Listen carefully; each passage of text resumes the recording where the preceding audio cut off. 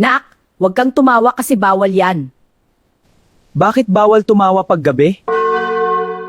Alam mo bang may paniniwala dati na bawal daw tumawa sa gabi? Sa amin, madalas sabihin ng mga matatanda na huwag ka raw tatawa ng walang dahilan, lalo na kapag gabi.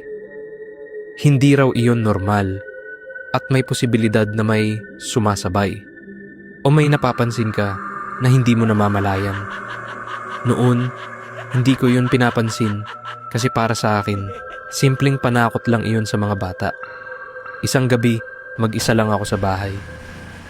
Umalis sina mama at papa para dumalo sa isang handaan sa kabilang barangay. At ako lang ang naiwan dahil masama ang pakiramdam ko. Tahimik ang buong paligid, rinig lang ang electric fan at paminsan-minsang tahol ng aso sa labas. Nakahiga lang ako sa sala habang nanonood ng random video sa cellphone, trying na malibang kahit papaano. Habang nag-i-scroll ako, napansin kong napapangiti ako kahit hindi naman nakakatawa yung pinapanood ko. Noong una, inisip ko baka dahil lang sa pagod o antok.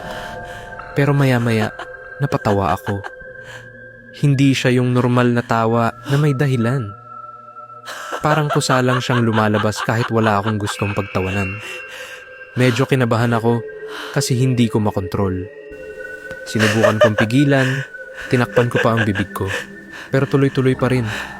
Doon ko na-realize na hindi na siya normal. Tumayo ako at pinatay ang cellphone ko. Pinilit kong kumalma. Pero may kakaibang pakiramdam na parang may kasama ako. Kahit alam kong mag-isa lang ako sa bahay. Hindi ko siya nakikita, pero ramdam ko yung presence. Tahimik ang paligid, pero parang may bigat sa hangin. Bigla akong napatigil sa pagtawa nang marinig ko yung sarili kong tawa, pero parang may kasabay. Mahina lang, pero malinaw na hindi galing sa akin. Parang may echo, pero mas mabagal at mas mabigat yung tono. Napatingin ako sa paligid, pero wala naman akong nakita. Doon na ako kinabahan ng tuluyan. Mabilis akong pumasok sa kwarto at isinara ang pinto. Naupo ako sa kama at sinubukang pakalmahin ang sarili ko. Naalala ko yung mga sinasabi ng lola ko dati, na kapag may nararamdaman kang kakaiba, huwag kang magpapanik at huwag mong hahayaang kontrolin ka ng takot. Huminga ako ng malalim, paulit-ulit, hanggang sa unti-unting bumalik sa normal ang pakiramdam ko. Pagkatapos ng ilang minuto, nawala na yung urge na tumawa. Naging tahimik ulit ang paligid at bumalik yung pakiramdam na mag-isa lang talaga ako sa bahay. Doon ko na-realize na baka dala lang iyon ng pagod, lagnat, at sobrang katahimikan ng gabi na naglaro sa isip ko. Nabukasan, sinabi ko kay mama ang nangyari.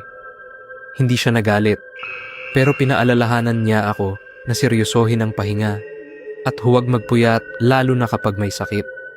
Simula noon, mas naging maingat na ako sa sarili ko.